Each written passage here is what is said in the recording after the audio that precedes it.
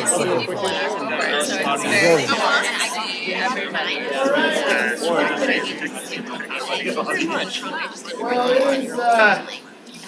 is a pleasure, a true pleasure, to welcome Bob Chapman to be our featured speaker today, CEO of Barry Waymiller.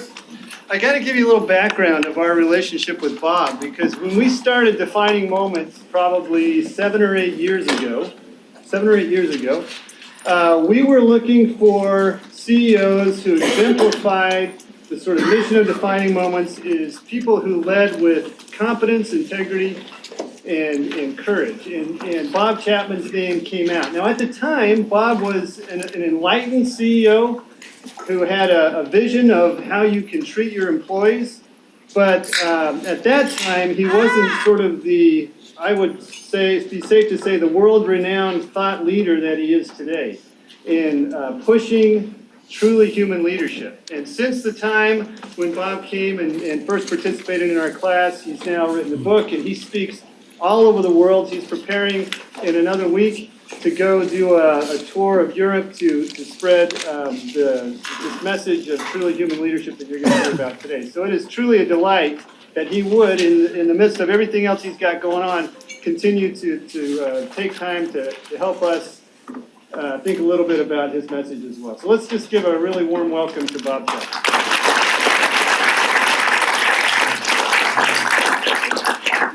So somebody once told me, tell people what you're going to tell them, and then tell them, and then remind them of what you told them. Okay, so the message I want you to walk away with, 3 things that I wish I knew when I was in your phase in life. So I went to the University of Michigan, got my MBA there. So these are 3 things I had no idea of in my education. And number 1, and this is I'll call it from the business standpoint. So if I had to tell you one thing I've learned this is my 50th year in the company, okay? The most important thing I've learned that I could tell you stories for hours and hours and hours and hours is there's no relationship between what something costs and what it's worth. Now that seems kind of obvious, right? Okay, but I will tell you that is the most powerful thing that I was blessed with in my very first acquisition in 1984. Since we've done 120 acquisitions, it is the single biggest driver of our growth and our prosperity. Because most people think you need to know the cost of something to determine its sell price. So that's from a business standpoint. I want you to remember that there's no relationship between what something costs and what it's worth. Because we're taught in marketing, the market value of anything is what a willing buyer and a willing seller agree to, okay? But then we go take a cost accounting class and we figure out direct costs, labor costs, indirect costs, and typical margins. That's how you price. So in all the companies I've looked at around the world, in our sector, people are driven by cost and they think the market owes them some function of their cost. So that's business. Number 2, from an incremental standpoint, this is since I first gave the talk, I would say to you what I had no idea of, I was never taught this in my MBA program, is the way we lead is a bigger impact on people's health than their family doctor. Mayo Clinic told us that the person you report to at work is more important to your health than your family doctor. And Jeffrey Pfeiffer, a legendary Stanford professor, who was from University City, but he's one of the top professors at Stanford, he just wrote a book called Dying for a Paycheck. And he doesn't mean anxious to get it. He estimates that we're killing an average, work-related stress is killing an average of 120,000 people a year. Okay, and when we look at the healthcare, when I talk to CEOs in the world and they are concerned about the healthcare crisis, I say, you are the problem. We're creating stress, it's creating health issues, and we're seeing and it's getting worse all the time. And finally, I had no idea that the way I would treat people at work that I had the privilege of leading would affect the way they go home and treat their spouse and their children. So in our university where we teach leadership, and we started a university because I felt our universities don't teach leadership, they teach management. And the word management means the manipulation of others for your success. Leadership means the stewardship of the lives you have the privilege of leading. And what we found is when we started teaching people how to be leaders, they didn't tell us they ran a better accounting department, sales department, production department. They told us their marriage was better and their relationship with their teenage kids was better. So I was never taught that, but it's a profoundly important message. So I was privileged to give a speech at the Aspen Ideas Festival a few years ago, and they interviewed me before the speech, and they said, well, what's the title of your speech going to be? And I said, well, you just talked to me for 45 minutes. What do you think it should be? And the lady said, I think it should be the privilege of leadership. Not the job of leadership, but the privilege of leadership. Leadership is a profound privilege if you understand that you're going to have a material impact on the people whose lives are entrusted to you. But it takes skills and courage to care in the work we have today. Okay? It takes skills and courage. It doesn't just take courage. There's skills of being a caring leader. It's not about being nice any more than parenting being nice. So the title I'm going to talk to you about today in Defining Moments is The Privilege of Leadership and the Skills and the Courage to Care. So I'm going to show you a short video here, I think. Oh, sorry, one more. So the question I asked students, and again, as Kurt said, I'm going to be speaking all over Europe to universities next week, and from Scotland to Spain to Switzerland to Serbia, exactly like this. And I'm going to ask them the same question. Are you prepared to be a leader? I didn't say a manager, a boss, or a supervisor. Are you prepared? Do you have the skills to be a leader? How will you define success in your life? And what do you want people to say about you when you call it quits? What do you want people to say about you? Because if you don't have a vision for those three things, how do you know what you're going to do? And how will you know if you're doing it well? So here's a video I want to show you real quick. Simon Sinek is number 3 TED Talk in the world. Over 130 million people go home every day feeling they work for a company that doesn't care about them. These are our mothers, our fathers, our brothers, our sisters, our sons and our daughters, those precious people we brought into this world. We all want to feel that our lives have value. We all want to feel that our lives and the work that we do is valuable to the tribe. We all want to know that our company needs us. There's a guy by the name of Bob Chapman in St. Louis, Missouri, who runs a company called Barry Waymiller. What we have come to realize is that our responsibility is to create an environment where people can discover their gifts, develop their gifts, share their gifts, and, extremely important, be recognized and appreciated for doing so. What is Bob's secret? He is obsessed about people. We're looking for the goodness of people whose lives are entrusted to us. Stop saying our company is like a family. It is a family. We have an obligation as stewards of that life to continue to allow that life to be everything they were meant to be. And you must work tirelessly to see that they can achieve more than you could ever have imagined yourself achieving. Those are the best leaders. If they embrace people-centric leadership, which is the responsibility to send people home each night with a sense of fulfillment, we could profoundly change the world. Do you guys want to help me change the world? Because you're going to hear, my granddaughter is a senior at Colorado University right now in business. And so 4 years ago, she was graduating from Aspen High School, where I happen to live. And as the families, as each child went up to get their diploma, the families were cheering and all boisterous excitement with their child was getting a diploma. And as my granddaughter walked up to the music tent stadium stage to get her diploma, I had tears in my eyes because I knew the world we were sending you to and them to. So let me show you what that is.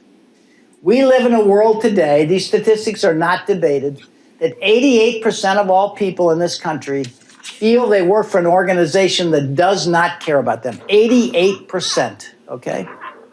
3 out of 4 people in this country are disengaged in what they are doing. We have a 20% increase in heart attacks on Monday mornings.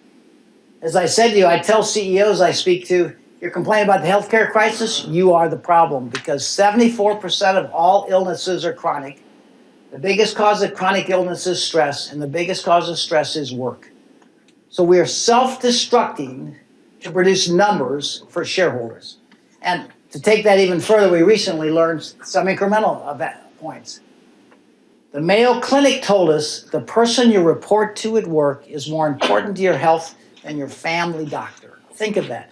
When you're put in a leadership position, does somebody sit down and say to you, the way you go about carrying out your responsibility in this role is going to profoundly affect the health of the people you have the privilege of leading, okay?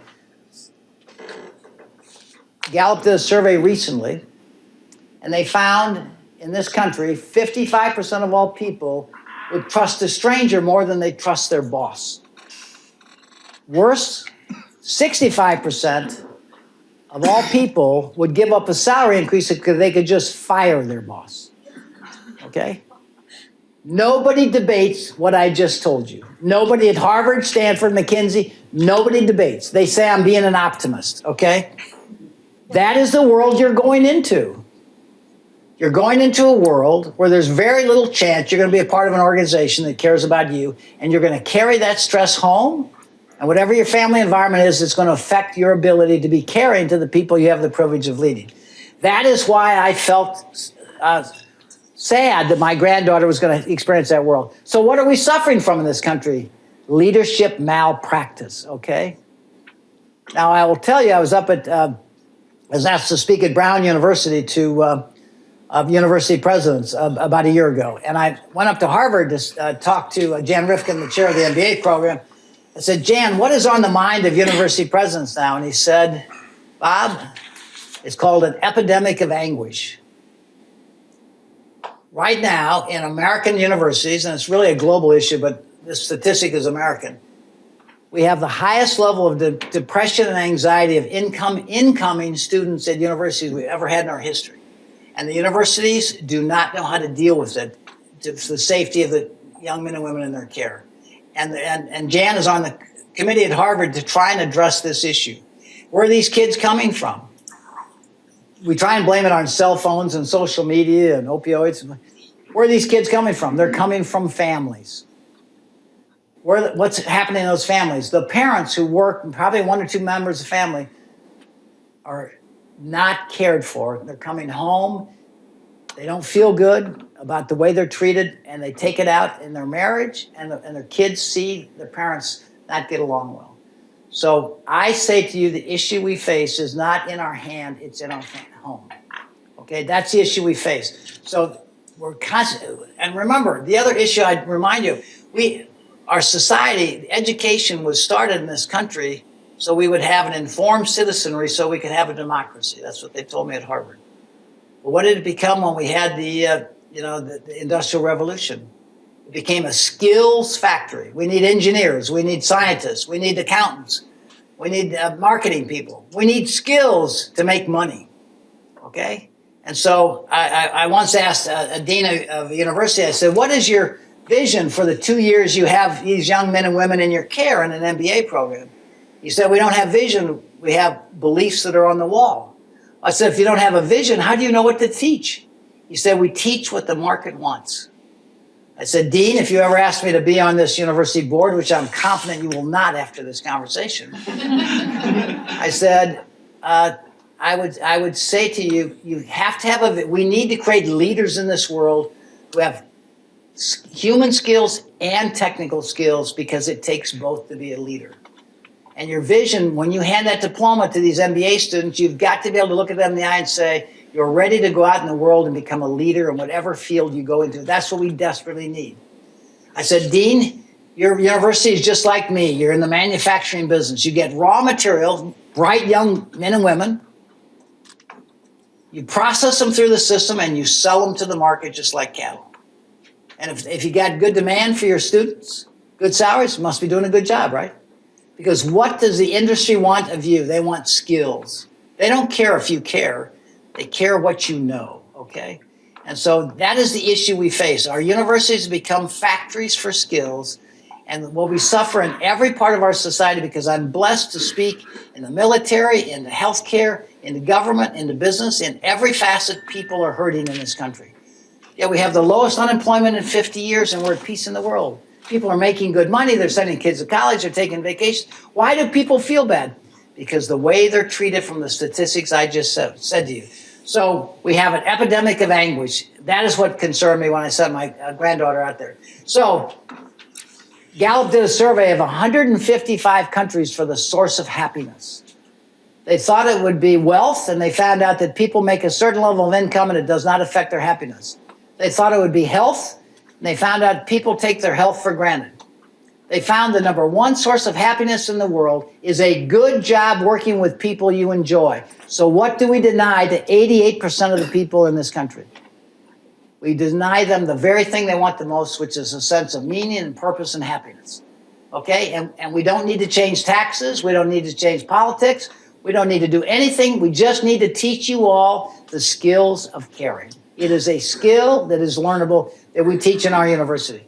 So I think what I want to say is I realized in my journey, which I'll touch base on you, that business could be the most powerful force for good in the world if we simply learn to care about the people we had the privilege of leading. Does that make sense to you?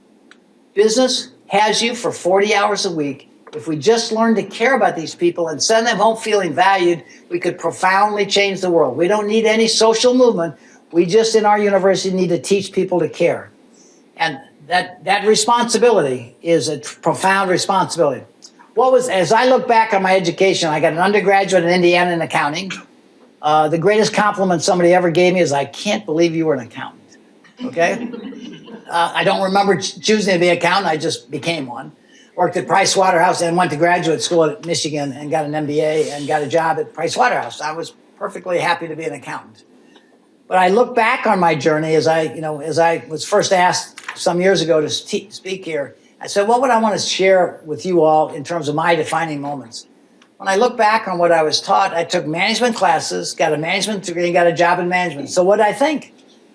I'm supposed to manage people, right? I mean, I took management classes, got a management degree, and got a job in management. They called me a manager. Name anybody in your life you could manage. Name anybody in your life that wants to be managed. Why do we use the word manager in education and in jobs? Because people I thought my job when I got out was, I was smart, I had a good education. People came to me for questions and I told them what to do and they did it. And I felt really good. I thought that was the system when I got out. I didn't know it at the time, but I was taught to view people as objects, okay? They're an accountant, they're an engineer, they're a receptionist. And I introduce people as their function. Mary is one of our senior leaders. Bill is in charge of our accounting department. They weren't people, they were functions for my success. And what is success in our society? Money, power, and position. As long as you have those, doesn't matter how you get them. And we've got a lot of lessons in that area. So, as I look back in my classes at undergraduate and graduate school, I was never taught how to inspire people, because you can't manage people, but you can inspire people. And I was never taught to care about people. I was taught to use people it was always about me. I wanted to be successful, which we defined as money, power, and position. So I got a good education, got a job with Price Waterhouse, got a job in business. So it was always about me. I was never taught to care about other people that I would touch along my journey. So Barry Wayman, when I left Price Waterhouse after a couple of years, because my dad invited me to join this pretty much broken company he'd bought into in the 50s for $30,000. It was an $18 million brewery equipment company here in St. Louis. And I was repeating my third year in public accounting, and he invited me to join the company. I never even thought about working for the company, and my job title was somebody he could trust, okay? And to show you how bad it was, my dad and his secretary, every day when they got to work, would go to the mailroom and open all the mail looking to see if somebody was trying to cheat him. That's the environment I walked into, okay? And when my dad died, I even continued opening the mail for a while because that's what my dad did. So anyway, that's how I began my journey. Today, books written about, it's a long story, but 50 years later, we're a $3 billion global company. Our share price has gone up 14% a year, compounded for 25 years. The Walton family is our largest investor. They've got about 12% of our company. And with a combination of about 120 acquisitions around the world. So a company, and Greg Penner, the chairman of Walmart, told me not too long ago that the Walton family considers their Berry-Wehmiller investment the one they compare all others to because they're very proud of it. Why? Because of our culture. Financial, they invested about 100 million. It's worth 240 million now, but that's an insignificant digit to the Walton family. So we're very proud of what we've achieved. And the other thing in terms of defining moments, one of the other things I would say to you that I learned in the early days is balance. Balance. I learned it from Chuck Knight studying Emerson Language. Balance of markets, products, and technology. Because in about 1985, I was heavily concentrated with Anheuser-Busch, making two types of equipment. And somebody retired and somebody was promoted, and the guy promoted decided maybe Berry-Wehmiller after 100 years wasn't the right supplier, and it almost killed me. As I was heavily dependent upon Anheuser-Busch, which I took pride in, but it almost killed us. So I learned from studying Chuck Knight, never put all your eggs in one basket. So our business model today is so diverse through acquisitions that and in the 08, 09, this business model I designed, in the 08, 09 downturn when Jack Welch and General Electric collapsed, our share price went up 11%, and we didn't let people go. So the resilience of our business model, I don't want to underemphasize how important it is to have a good business model with as much balance as you can possibly get, so that if something changes, you're not going to have to hurt the very people that put their trust in you. So again, we are so diverse in technology offering around the world that, again, our business model has already been tested in the worst economy ever. So it's a combination of it's not just having a good culture. Because when I was teaching at Harvard a couple of years ago, the case study, at the end, Jan Rifkin, the dean, said, do you think Berry-Wehmiller has been successful because of its culture or its business model? 75% of these executive MBAs said it was because of our culture. And I said, no, that's not right. We have an unbelievable business model. Combined, the business model is the Ferrari engine, and the culture is the premium fuel that Ferrari engine allows that engine to be everything it's intended to be. Okay, so I just put this in because Warren Buffett's a legendary person in my lifetime. I asked one day, how have we done compared to Warren Buffett? So we've doubled Warren Buffett's performance since the year 2000. So my point to you of this is not the significance of our profitability, but we're not a nonprofit organization trying to change humanity. We're a value-creating organization trying to change humanity, trying to wake all of you up to the desperate need we have to have leaders in this world. So truly human leadership, I used to call it people-centric leadership. Simon Sinek said no. There's an anthropologist said this is truly human leadership. And Simon Sinek said it's about people. I said it's about people, purpose, and performance. All three. There's a restaurant in Aspen called Boogie's, and there's a sign when you walk inside, it says quality, price, and service. Pick any two. Okay, this is not pick any two. Okay, it's all three. It starts with a fundamental responsibility you have to the people you have the privilege of leading around a purpose that inspires them to share their gifts fully towards a common purpose. And then you have to create value. If you are not creating value, you cannot be good to your people. I really don't like the word profit, even though I love the expression profit is the applause of your customers. I like value creating, human value creating for all stakeholders.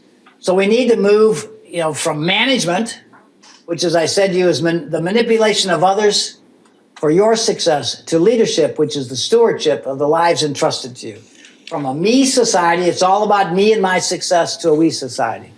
So how did this, I say all the time, it began with the simple, in 1997, I was visiting a company I just acquired. It was a very significant acquisition for me, and it was March. What happens in March in our country? March Madness.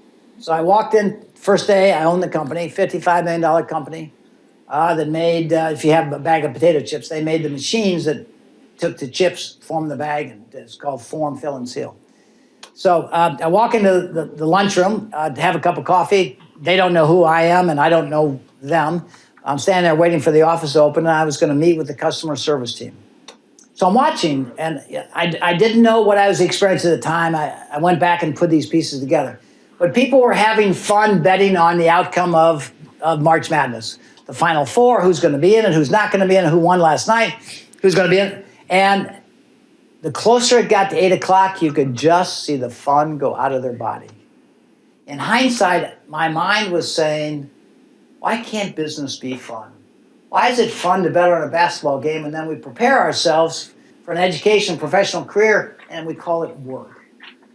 Okay? Why can't it be fun? So what I did, again, some higher powers use this because there's no way I thought of this. So I walk into this customer service room, a team, about 12 people who handle spare parts for these machines, a $21 million product line out of the $55 million. And my wife hates it when I say this, but I don't know other way to say it. What popped out of me was we're going to play a game. It was obviously stimulated by March Madness, but I said, whoever sells the most parts each week wins $100. And if the team makes the team goal, everybody member of the team wins $100. They said, "Oh, Mr. Chapman, that won't work. I handle the tissue, I handle the snack food industry, I handle the fresh produce." For every reason they told me it wouldn't work, I had an answer. And I'd never tried it, never thought of it. It just, in hindsight, was because I watched March Madness and I wanted people to have fun. I had no idea the impact. I just wanted people to have fun. Guess what happened? 13 weeks later, I go back. Revenue's up 20%.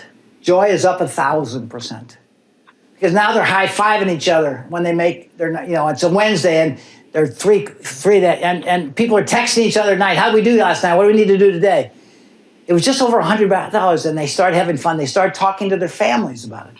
They'd go home to their spouse and say, "Boy, I'm leading this week." So, and it wasn't the money; it was the fun. Just like March Madness, it was the fun. And it just so happens that what popped out of me was I aligned fun with value creation. Because if they sell a lot, now I had no idea it was going to change demand. So that was the beginning of my transformation. When I saw what happened when you align fun with value creation, we saw a profound change in joy, teamwork, customer service. Everything improved. And I had no idea. I just wanted to have fun. So that was the first revelation. The second, right down here on Y Down, there's a church of St. Michael's and St. George. Cynthia and I were in the church service together, and the rector of the church was my mentor. And he gives unbelievable sermons. And at the end of one of his sermons one day, I looked at Cynthia and I said, "Oh my God, Cynthia, Ed's only got us for 1 hour a week. We have people for 40 hours a week. We are 40 times more powerful than the church to help people live lives of meaning and purpose." As I walked out of that church, I could show you the spot on the concrete where I said, "Oh my God, business could be the most powerful force for good in the world if it simply cared about the people it had the privilege of leading." So that was my second transformation. My third, Cynthia and I were at a wedding of some friends of ours from Aspen. One friend's daughter and another friend's son in Aspen. And I was sitting watching this. The father walked this precious his daughter down the aisle, and everybody's oohing and ahhing how precious she looked. And I was noticing how proud my friend was walking his daughter down the aisle. And as they got to the aisle, he took the hand of his daughter and said, "Her mother and I give our daughter to be wed to this young man." And he sat down next to his wife, and they began hugging each other.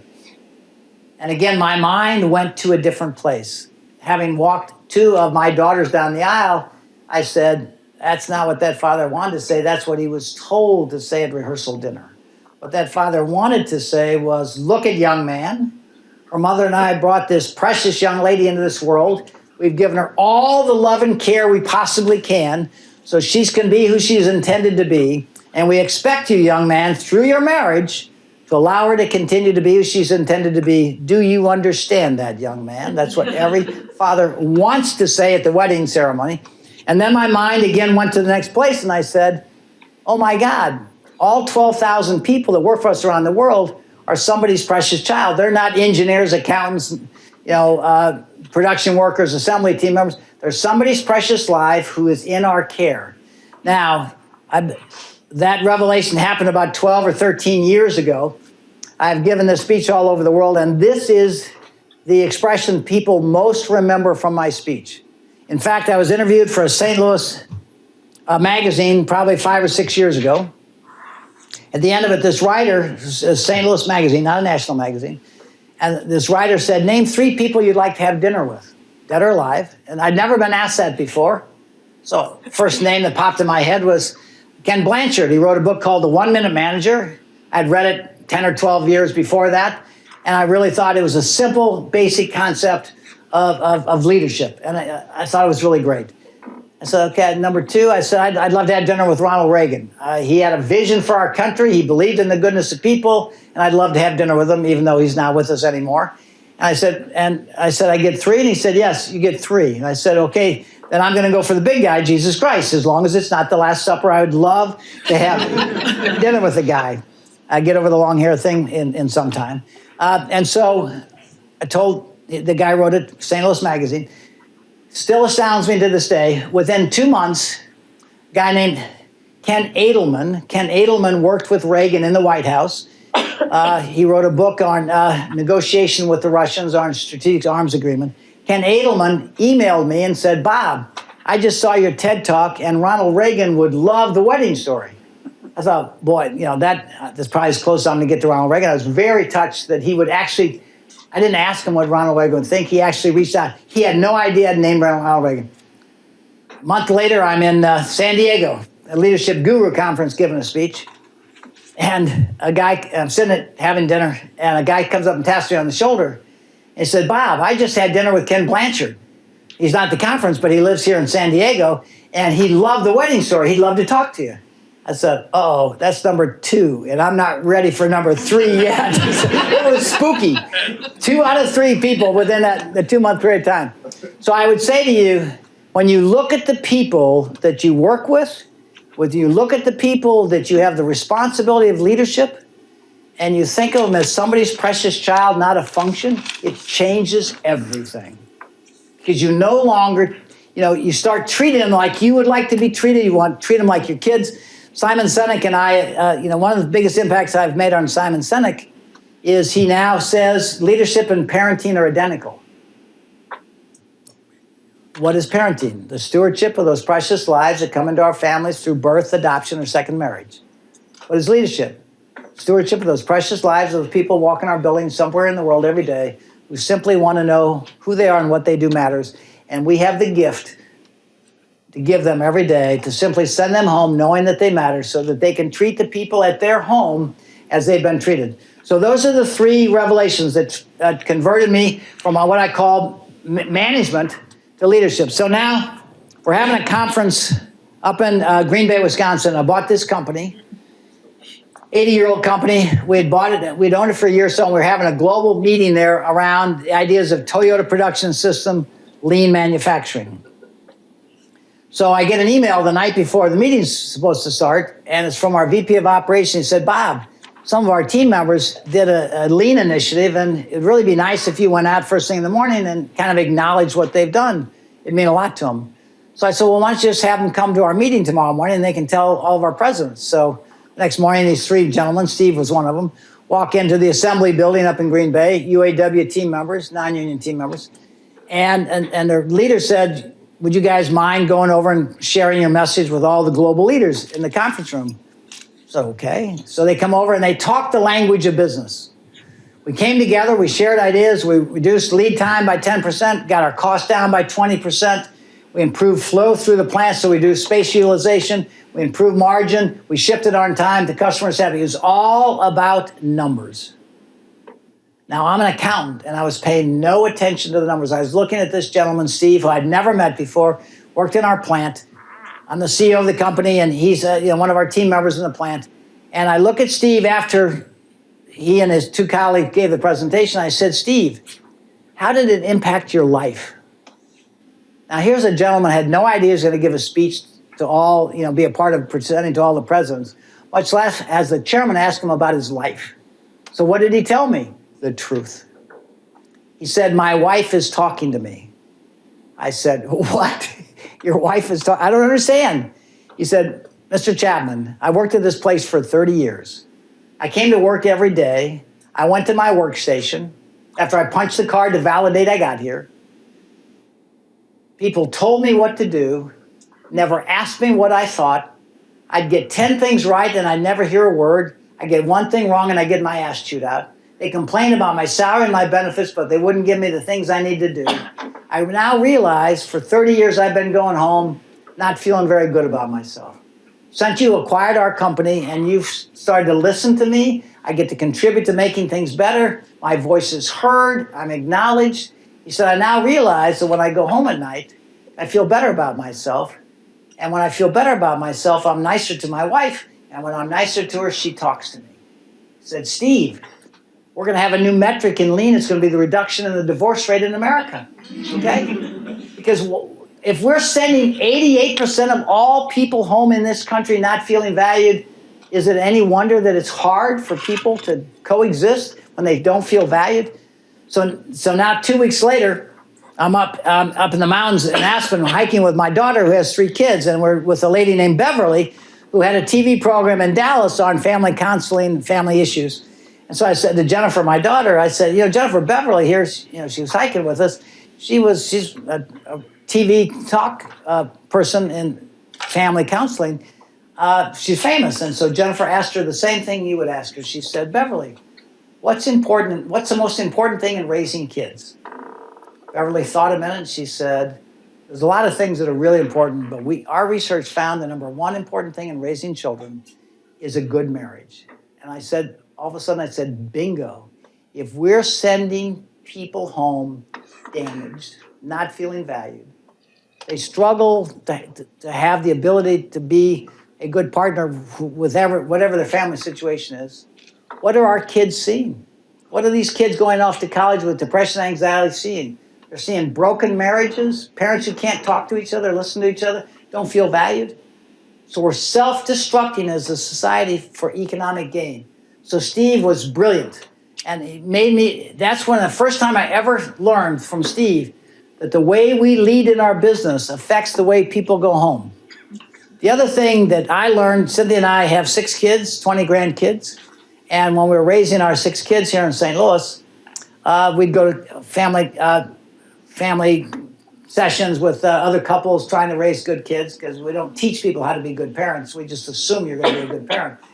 And one of the things we learned, if you're not complimenting people 5 times more than you're suggesting they'd be better, it's hard for them to hear it and respond to it. So we're taught that in raising kids. Well, we find out the same thing we're taught in raising kids is the same thing in raising adults. So we created what we called this recognition and celebration.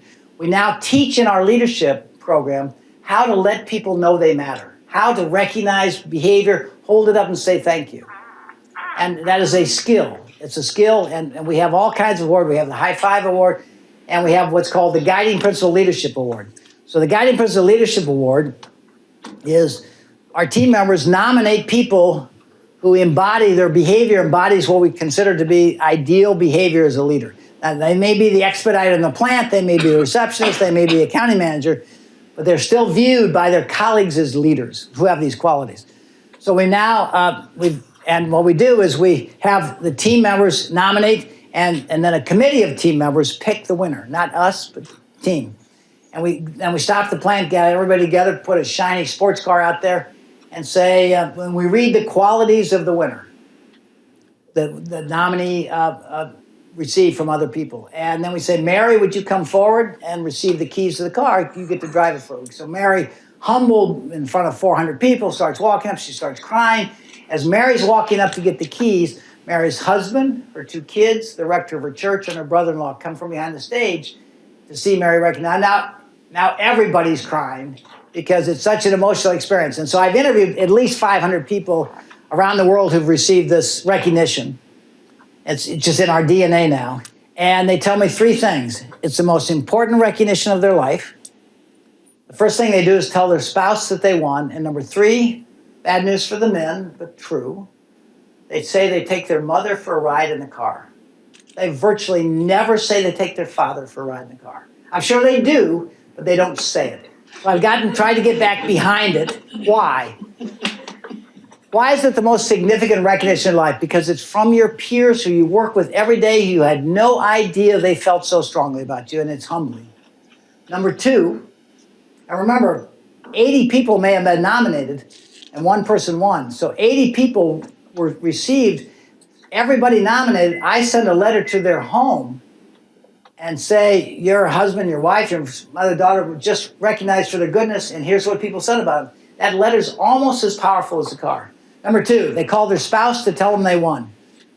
They use those words, but what they mean is, you are unbelievably lucky to be married to me, okay? Because I just got picked out of 400 people as an outstanding leader.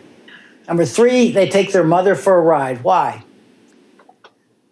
My sense is, and because men and women, all ages, it's always, I took my mother for, they don't say I went and showed my mother that I won. They say they took them for a ride. Why? Because in many, many families, not all, because we have all kinds of families today, father is always kind of known for achievement and the mother for goodness. You know, our mothers are our source of goodness, our softness, the wonderful people in our life. Surely that was my case.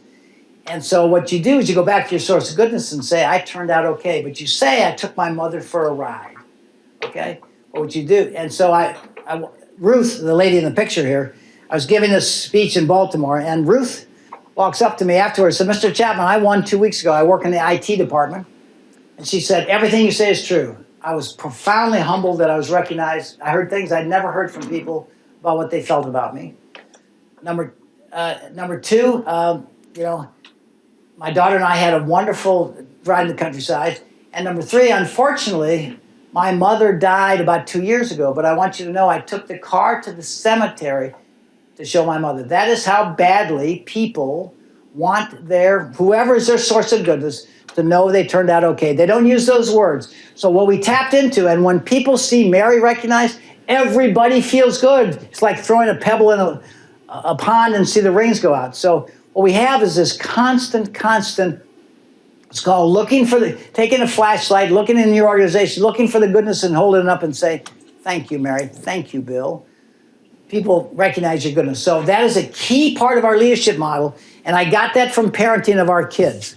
It's incredibly important. Recognition and celebration, teaching people how to let people know they matter. That is something every one of you should not accept your diploma from Washington U unless you have got that skill, okay?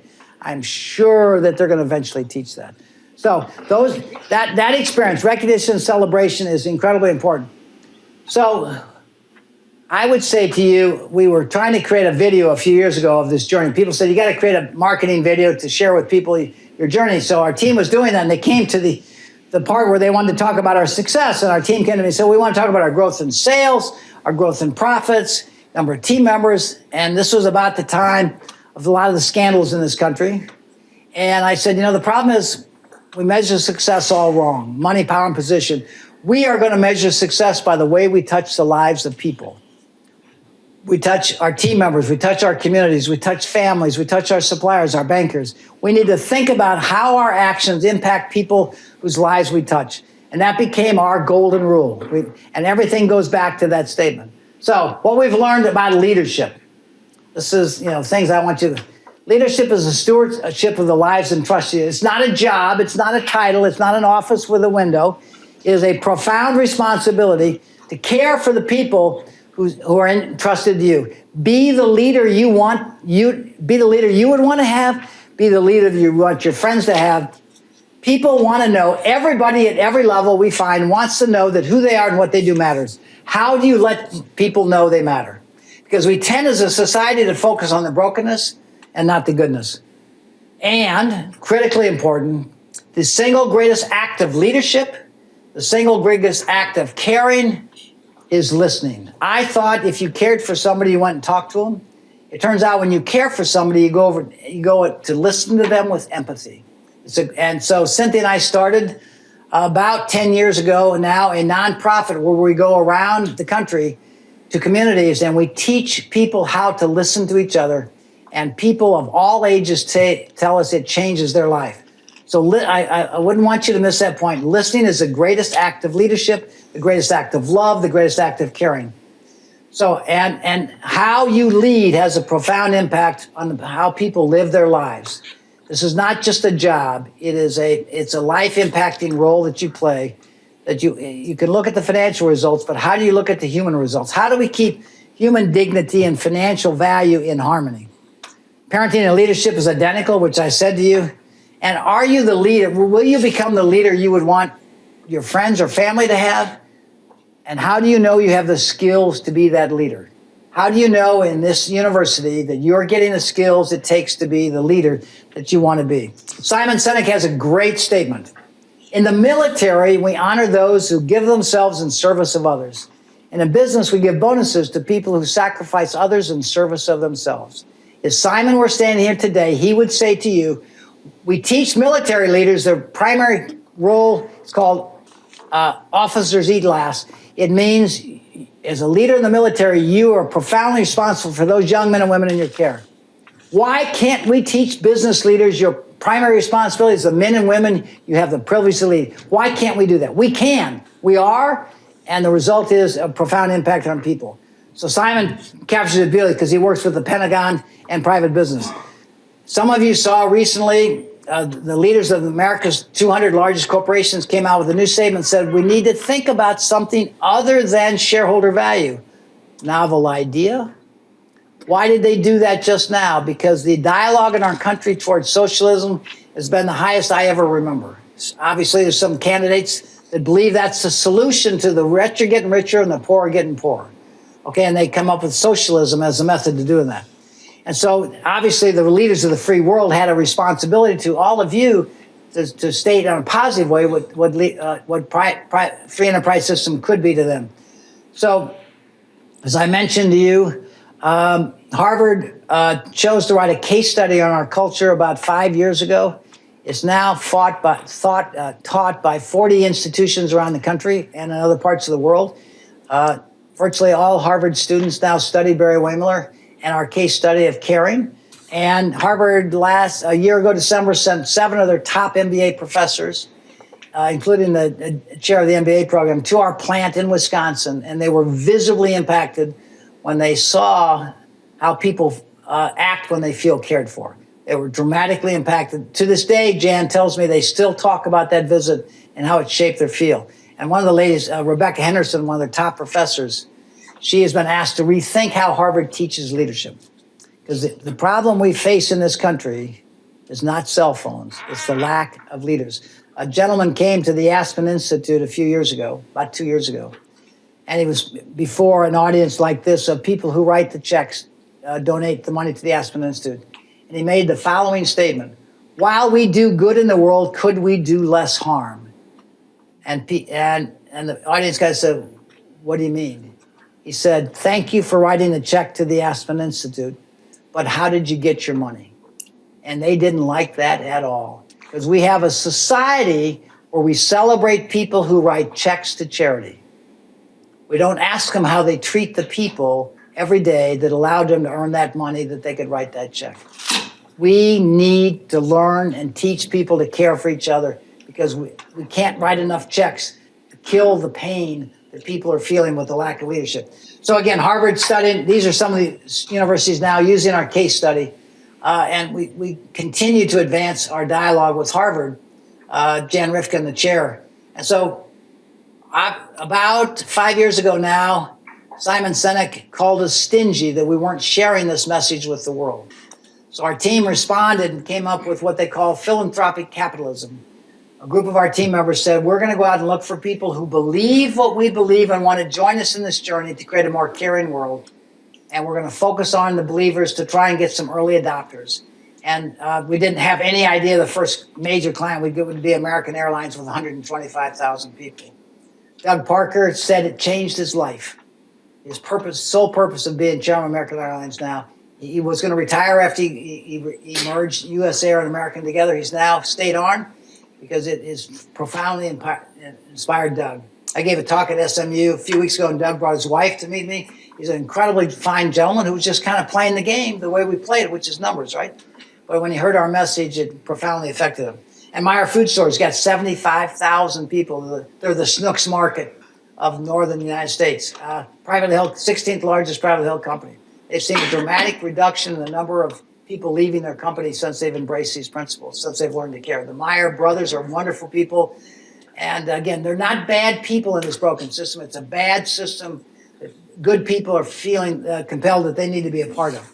So I think the case is very clear. And so our whole hope is that you understand business could be a powerful force for good in the world if we simply learn to care about the people. The way we lead, whether we're running the accounting department, whether we're running Washington University, whether we're running the accounting department, the way we lead impacts the way people go home and treat their families.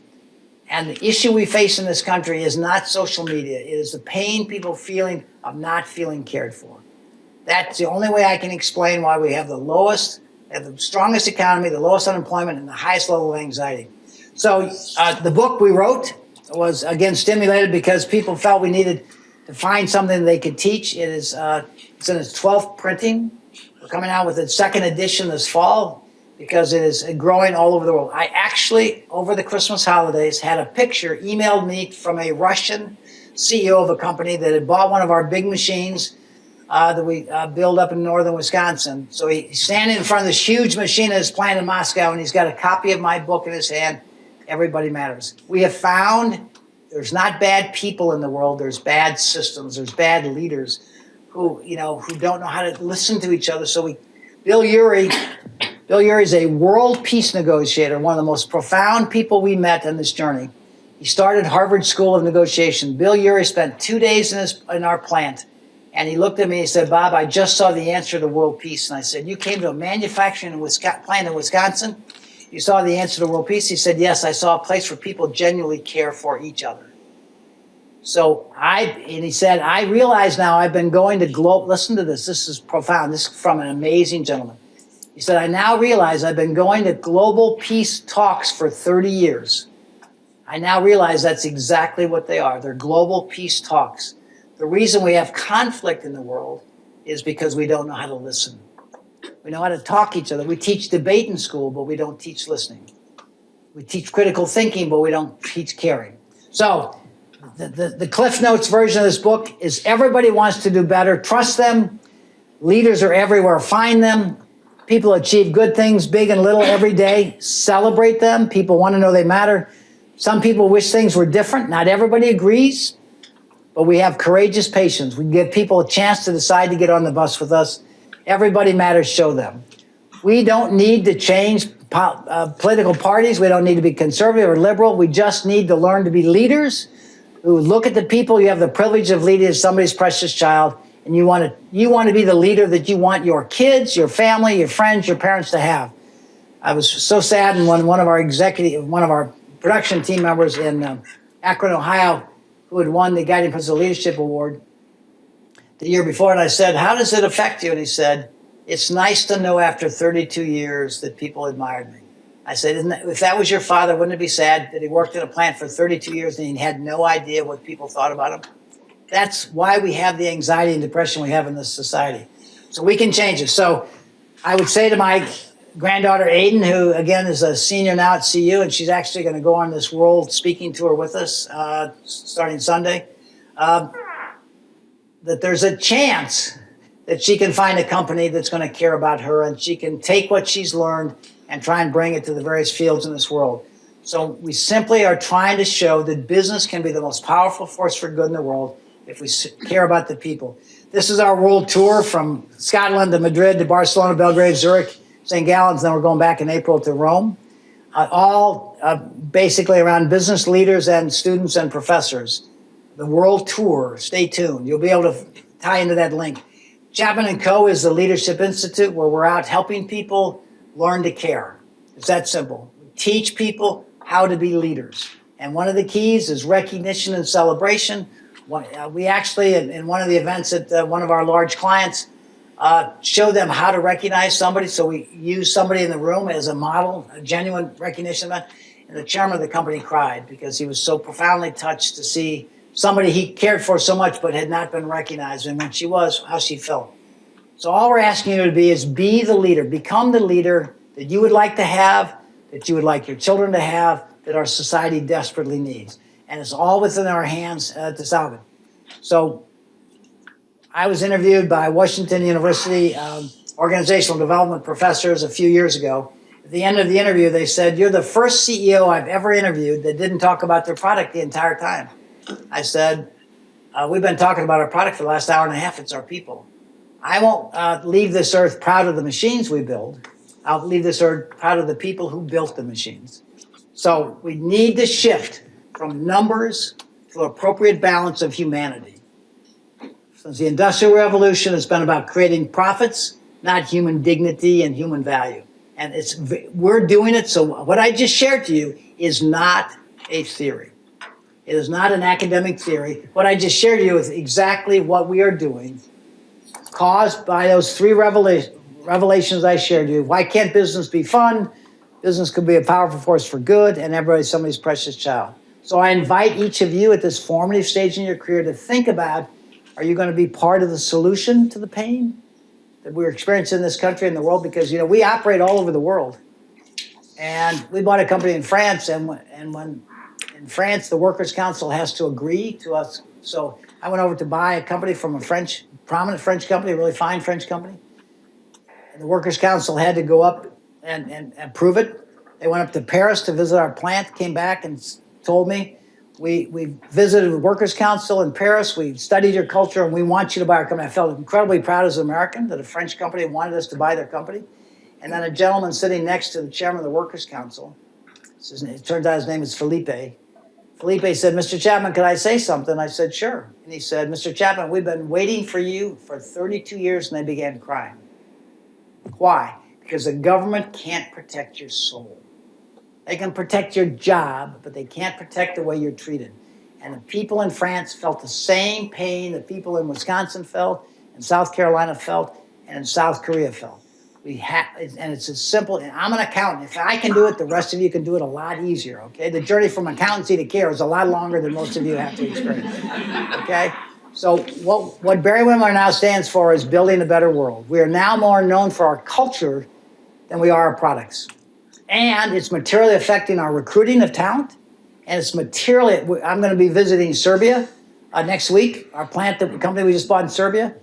Our three competitors bid on this, and we were the lowest bidder by 40%, and the owner picked us because of our culture. And the university wants me to speak in Belgrade because they heard about this. The investment banker said, there's this company that bought this company in Serbia. So this is a global issue. It is not an American issue. Everywhere we operate in the world, it's endemic. So that's my 20-minute speech. You should hear the 30-minute speech. So I'm open to questions. I understand that you have all given this a lot of thought, and you have some deeply thoughtful questions.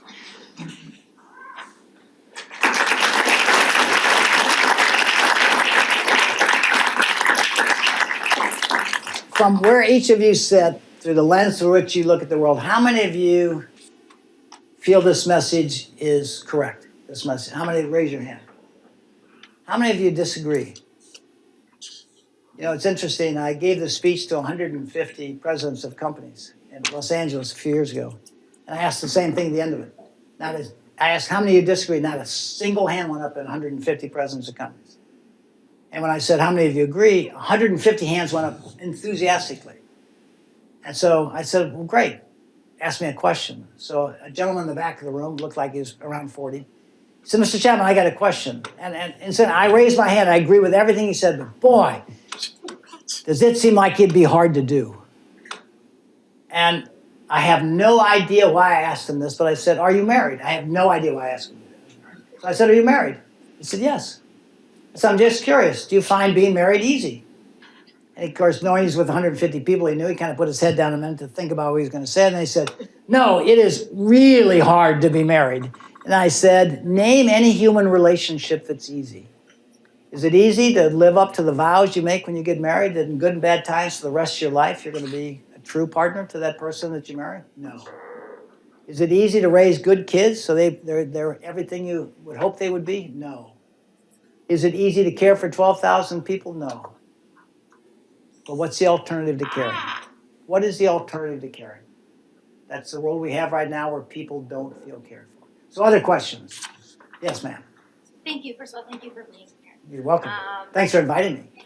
My question, I guess, so when you measure success by shareholder value, the thing about that is it's very easy to measure, right? So you can know whether you're doing a good job and need to improve, or not doing a good job and need to improve, or vice versa. But when you kind of take this more people-centered approach and are measuring success by the value you create for people, that's a much harder thing to sort of assess how you're doing as a leader in that role, especially when getting feedback from people that you lead can sometimes be a challenging thing to do. So I was wondering if you had any suggestions on strategies or metrics you can do to assess kind of the impact you're having on the people you lead. Well, the most significant feedback I get, which I didn't anticipate, I began this journey because of those revelations. I just was moved to a different place by those revelations. But when people like Simon Sinek and Bill Urey, Amy Cuddy, and the top McKinsey partners and the top Harvard started coming in saying, I have never seen, and they talked to our people for 2 days, and they said, I've never seen anything like this in my life. I don't know how you would measure that. For example, if somebody said, if you wanted to know whether you'd love, how would you measure whether you're loved or not? I said, well, that'd be pretty hard, wouldn't it? It's pretty hard to measure feeling cared for, okay? So I would say to you, what I do, next week in every country, I'm going to have listening sessions in our plants. I sit down and say to people, this is what we believe in. We believe in you. How are we doing? Are we living these values? So I don't use surveys because I find so much is how you ask the question as opposed to just watching. Because remember, 80% of communication is nonverbal. So I look in people's eyes, I hear the questions, and they feel safe in asking me questions because I've been doing this for 12 years. Actually, when we created our guiding principles of leadership, we measured success by the way we touch the lives of people. It was during the Enron issue, okay? Arthur Andersen Enron issue. And the view of leadership and our people executive, chief people officer, Rhonda Spencer said, Bob, Enron had great statements on the wall, they just didn't live them. I said, Rhonda, good challenge. I'm not going to put them on the wall. I'm going to put them in people's heads and hearts. So I went out, started meeting with people. And the stories I heard were unbelievable. And we started correcting and dealing and addressing. So my journey was not to do a survey, not bring companies, but to listen to people, let them know I genuinely cared. It makes a huge impact on people. So it is not easy to do, but I have had many people say to me, what kind of return on investment are you getting? I said, that's pitiful. When you send your kids to college, you do a return on investment analysis of the degree they're going to get, the field they're going to go in, and return on investment. No, we do it because we're good stewards of our kids, and we want them to go to the highest level that they need to. So we don't justify this. And my board never challenges it because we got a great business model. So what we've done is we've just put premium fuel in a jet engine. That's what we've done. So we are now, our leadership institute is now, I know a public company that embraced this called Lippert Industries, their turnover in their plant went down from 130% to 30%. I know that Myers Food Store said their store leaders' turnover went down by 21%, which is a big factor of that. We don't do it for measurable results. I always say if you start with the wrong reason, you end up with the wrong result. We don't do it to improve performance. We do it because everybody that works for us is somebody's precious child and deserves to be treated with respect and dignity. Does that make sense? Okay. Yes, sir. Thank you so much for being here. I appreciate it. And I was really touched by a lot of the examples that you gave as well of. So you voted in favor, right? I was. Okay. Yes, I was in favor. But one example in particular that you had up on a slide was the San Francisco 49ers. Yeah. And I thought that was just an interesting case because obviously I know a lot of us know about sort of the dissent between leadership and employees per se, and sort of the reverberations that that's had around the country. So I guess in a situation as such, how would you expect a leader to go about dealing with that sort of situation? And I guess, I don't know if you'd have anything specific about the situation that you think. Well, the San Francisco 49ers hired us to not help with the players, help with the 311 staff members. Okay? And the president was really touched by what we were doing. And we started having listening sessions. And we found out some things that he had no idea because we listened to people. And it made a profound impact on him. Now, we started working with the San Francisco 49ers, and they went to the Super Bowl for the first time in, 20 or 30, 40 years. Guess what we did 2 years ago? We started working with the St. Louis Blues. St. Louis Blues went to the Stanley Cup the first time in 50 years. So actually, the president of St. 49ers sent us an email as he's going to the Super Bowl saying, thanks, guys. Now, we didn't touch the players. We didn't have anything to do with play patterns. But that just shows you the diversity of people that are working with us, okay? And so, again, we have sessions. People fly in from all over the world to take our classes here in St. Louis to learn to care. We call them Inspire, Listen, we have like 5 or 6 classes we offer, and people flying from all over the world. And our team, we're going to Amsterdam next month for Shell Oil Company. The chairman of Shell Oils loves what we're doing. Some key team members, we spoke in Amsterdam about this time last year and at one of their leadership conferences. So it's pretty much a universal issue. But San Francisco 49ers, we were really dealing, as with the Blues, with the support staff, not the players, not the play patterns. And they loved what we did, valued it highly. Was there another question? Yes. Oh, I really enjoy hearing you speak, and I loved Everybody Matters. So thank you Thank very much you. for putting words to that. Delighted that you brought up Rebecca Henderson. She has a great piece in HBR on how inequality is an urgent business problem. So when you talk about the need for business to come in and really like be that solution, 40 hours a week versus that 1 hour, versus going into your church, your synagogue, your mosque, where you find your spiritual connection. I think you bring up a really interesting opportunity for rekindling a fundamental sense of agency and purpose. Can you talk a little bit about, as we move toward an age of automation and people are starting to feel like kind of precarious in terms of, am I still going to matter 5 months, 5 years, whatever it might be down the road? What's the role of the leader in helping to signpost and signal a new place, a soft landing for their team? I've been blessed to be, because McKinsey loves what we're doing. McKinsey has an event every May in Boston called Coalition for Advancement of Human Development. It's about how are we going to make truck drivers into computer programmers. That's the simple version. Some amazingly thoughtful people from the Gates Foundation, and here I am, an accountant sitting with all these great minds. And they're about finding people jobs, making sure that people have jobs. Okay, that's the main thrust with the changing economics or with changing technology. And I say, why do you want people to have jobs when they're miserable? People have jobs now and they're miserable. What are you just trying to do, amplify it? And so I would say to you, my goal is that I say to nonprofits when I speak to that field, I call them for good organizations, we're going to put them out of business. Why? Because we're not going to need special groups to care for people. We're going to all, because what we found when we care for you, you start caring for other people. That's what we found. Washington University found that high degree of altruism in our company. Because when people feel cared for, they naturally care for others. Of all economic means, of all sicknesses and other races. And so again, when George Flynn, who wrote Simon Sinek's Forward, when he came into our plant, he said everybody described it as a family. Okay, not like a family. He said they described it as a family. Why would they use the family word? Because it's a place of ultimate care. It's a word that means I feel safe and valued. So I would say to you that I believe that this truly human leadership is going to create a more caring world for our environment, for people with different economic means. I mean, it's just because it opens our heart to caring instead of using people for my success. So we have a society now where we celebrate people that write checks. Next time you see somebody write a big check for charity, say, thank you. How did you get your money? Okay? The greatest act of charity is not the checks we write. It's the way we treat the people we have the privilege of leading. That is the greatest act of charity in our country. And that would begin to heal the country faster than any nonprofit could possibly fix the brokenness. Other questions? Yes. Well, I'm thankful both for your journey and your willingness to share it with us, so thank you. Do you find that there are times and places where they've been hurt for so long that they can't come back? Yes. And how have you as a leader addressed that? Well, the question I always get within the top 3, and it happened, is what do you do about the people that don't get it? Okay, that's the same question. And I always say to people, treat them like you'd like your son or daughter treated. Because what do we have as parents? We have what's called hard love.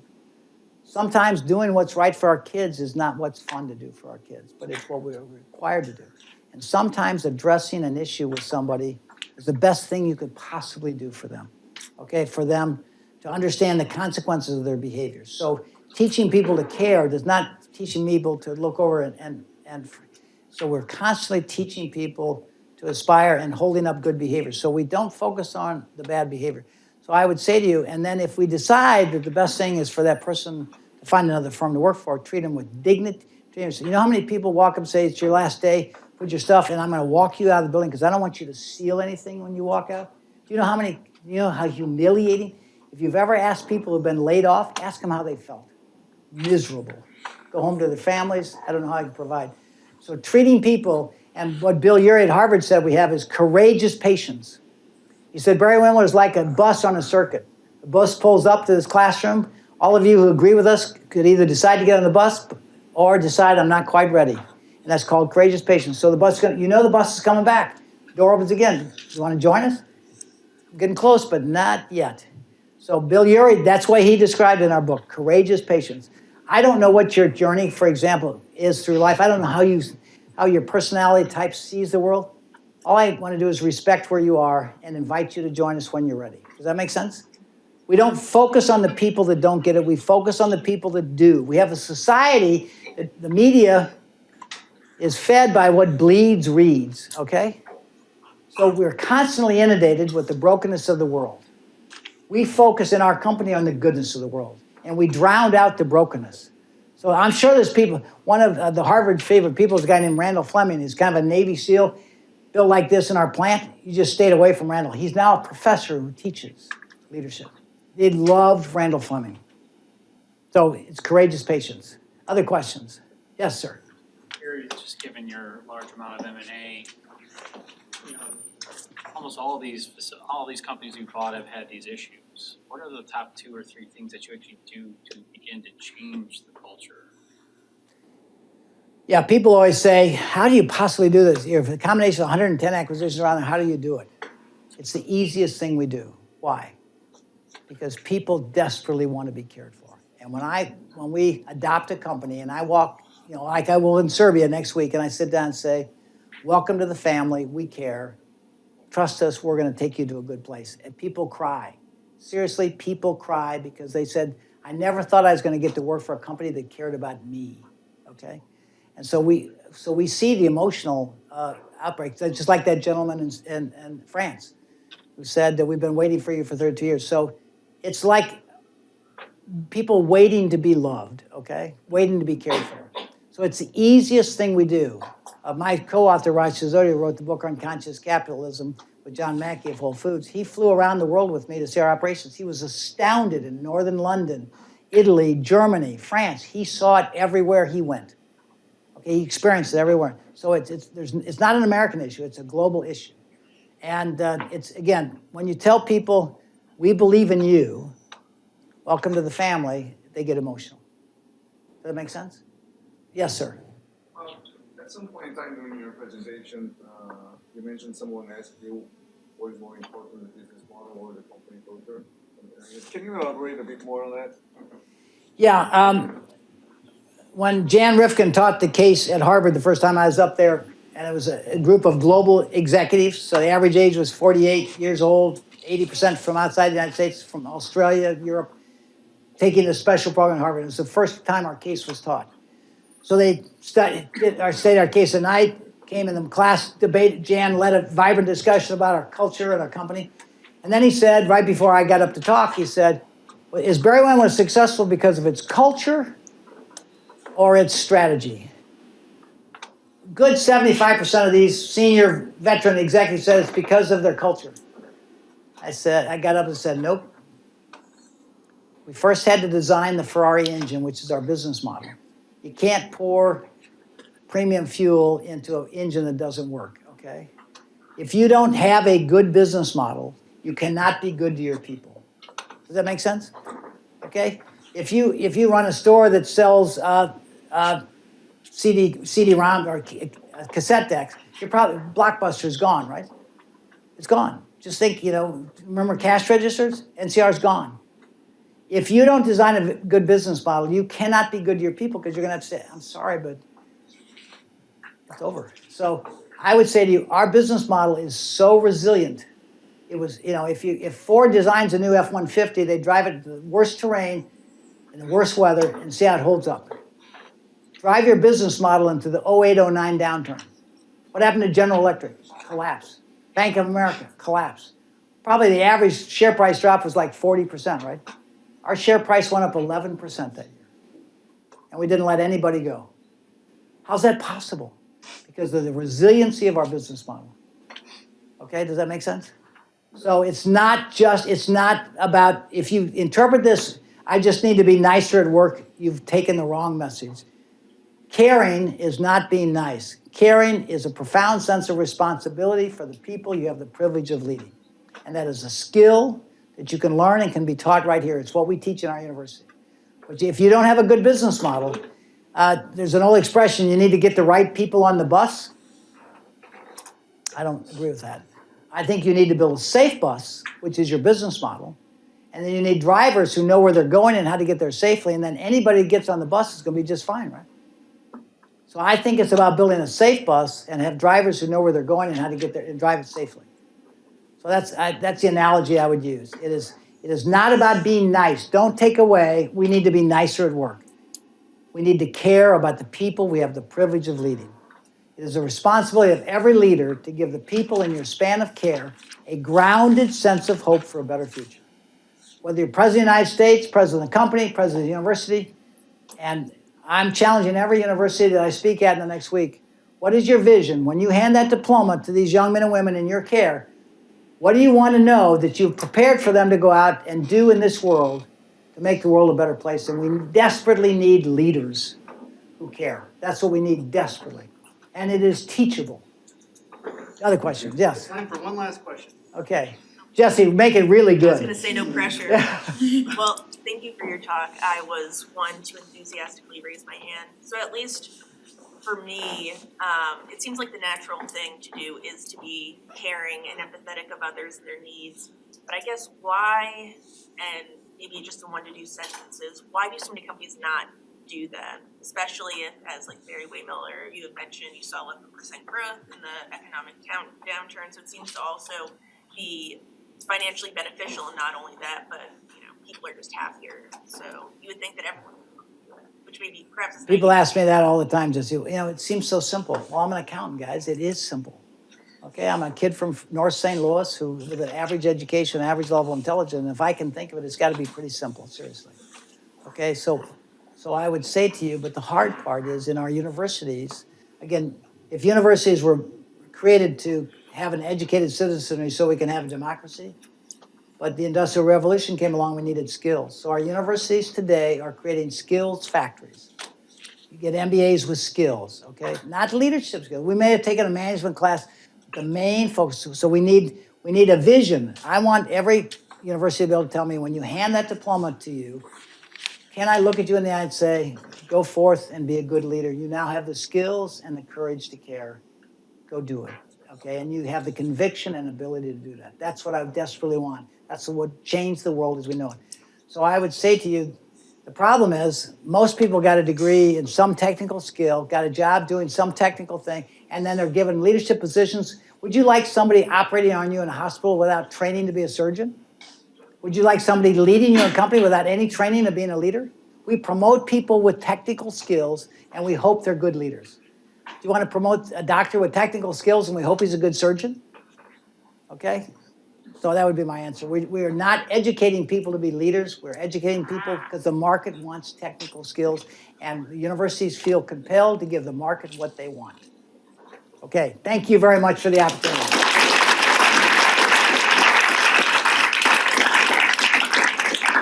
Now go out and make a difference, okay? Here's a gift. Oh, that's your responsibility. Pick out the gift. Thank you Thanks for very much. making us a stop on your world tour. It's the first stop. Yes. Thanks.